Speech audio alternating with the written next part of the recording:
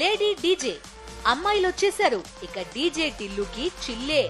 పూర్తి వివరాలకు చదవండి రేపటి సాక్షి హైదరాబాద్ ఎడిషన్.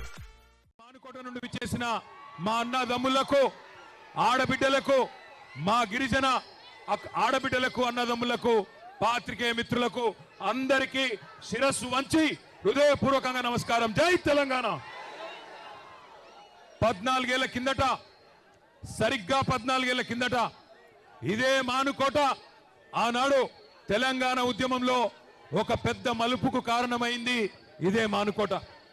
మళ్ళీ ఈరోజు ఈ కాంగ్రెస్ ప్రభుత్వానికి నియంతలాగా విర్రవీగుతున్న ఎస్సీ, ఎస్టీ, బీసీల భూములు గుంజుకుంటా ఏం చేస్తారో చేసుకోండి అంటూ విర్రవీగుతున్న ఈ కొత్త నియంత రేవంత్ రెడ్డికి బుద్ధి చెప్పేందుకు కదిలి వచ్చిన మా తోబుట్టువులందరికీ పేరు పేరున హృదయపూర్వకంగా నమస్కారాలు. అసలు ఏం జరిగింది లగచర్లలో మీకు ఒక్క నిమిషం చెప్పాల్సిన బాధ్యత మా మీద ఉన్నది. ఎందుకు వచ్చిన మానుకోటకు చెప్పవలసిన బాధ్యత మా మీద ఉన్నది. లగచర్లలో ఏం జరిగింది అంటే, కొడంగల్లో ముఖ్యమంత్రి గారి నియోజకవర్గంలో ఏం జరుగుతా ఉన్నదంటే, ఒక్క మాట మీరందరూ దయచేసి జాగ్రత్తగా వినాలా. 9 నెలలుగా లగచర్లలో, దుద్యాల మండలంలో, కొడంగల్లులో అక్కడ ఉండే గిరిజన రైతులు, అక్కడ ఉండే దళిత రైతులు, అక్కడ ఉండే బీసీ రైతులు తిరగబడ్డారు ముఖ్యమంత్రి మీద. 3000 ఎకరాలు, 3000 ఎకరాల భూములు, మరి పేద చిన్న సన్నకారు రైతుల భూములు ఫార్మా విలేజ్ కోసం అని చెప్పి తీసుకుంటానని చెప్పి ముఖ్యమంత్రి, ఈ ప్రభుత్వం మరి కాగితాల మీద కాగితాలు కదుపుతుంటే అక్కడ ఉండే మా లంబాడ అన్నదమ్ములు, మా బంజారా ఆడబిడ్డలు తిరుగుబాటు చేసిండ్రు.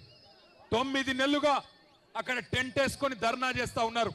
ముఖ్యమంత్రి, నువ్వు మా ఓట్లతో గెలిచినావు, మా మాట విను, ఈ నిర్ణయం మార్చుకో అని చెప్పిండ్రు. కానీ 9 నెలలకెళ్ళి ముఖ్యమంత్రికి టైం దొరకలేదు, ముఖ్యమంత్రికి సమయం దొరకలేదు. సొంత నియోజకవర్గంలో ఓటేసి గెలిపించిన అక్కడి ఆడబిడ్డలు, గిరిజన ఆడబిడ్డలను కానీ, అక్కడ ఉన్న దళిత అన్నదమ్ములను కానీ కలుసుకునే టైం ముఖ్యమంత్రికి లేదు. ఎక్కే విమానం, దిగే విమానం, ఢిల్లీకి పోవాలి రావాలి 28 సార్లు పోయిండు, 28 రూపాయలు కూడా తేలేకపోయిండు. అట్లాంటి ముఖ్యమంత్రి ఈరోజు సొంత నియోజకవర్గంలోనే ఈరోజు తిరుగుబాటును ఎదుర్కొంటా ఉన్నాడు. మొన్న జరిగింది అధికారులకు వ్యతిరేకంగా జరిగిన నిరసన ప్రదర్శన కాదు. అధికారులు పోతే నిరసన వ్యక్తం చేసిండ్రు.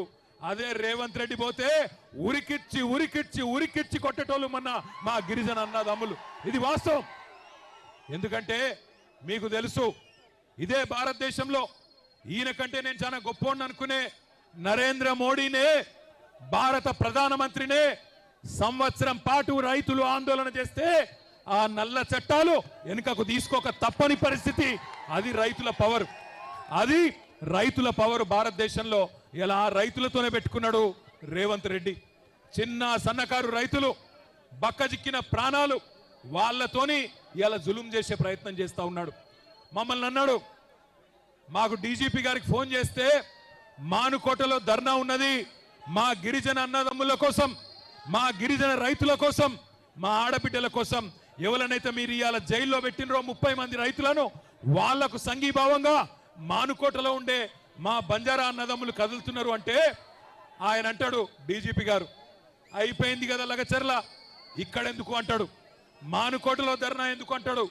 ఒక్క మానుకోటలోనే కాదు రేవంత్ రెడ్డి, ఈ రాష్ట్రంలో అవసరమైతే ఎక్కడెక్కడ బీద వాళ్ళు ఉన్నారో, ఎక్కడెక్కడ గిరిజన రైతులు ఉన్నారో, ఎక్కడెక్కడ మా దళిత అన్నదమ్ములు ఉన్నారో, ఎక్కడెక్కడ బలహీన వర్గాల అన్నదమ్ములు ఉన్నారో, మొత్తం 119 నియోజకవర్గాల్లో అవసరమైతే ఆ కొడంగల్ బక్కజిక్కిన రైతుల కోసం